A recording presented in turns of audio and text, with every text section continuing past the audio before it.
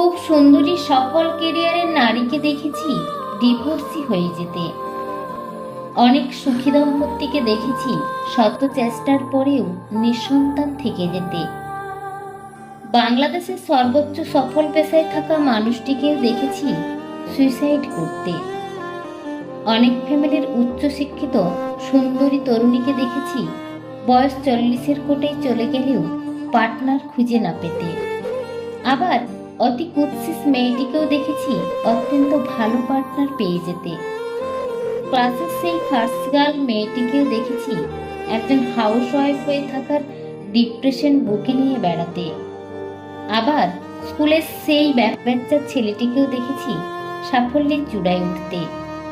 আসলে মানুষের জীবনে সুখ, সাফল্য, ভালো পার্টনার এসব কিছু সৌন্দর্য, মেধা, ভালো কেরিয়ার এসবের উপর নির্ভর করে না।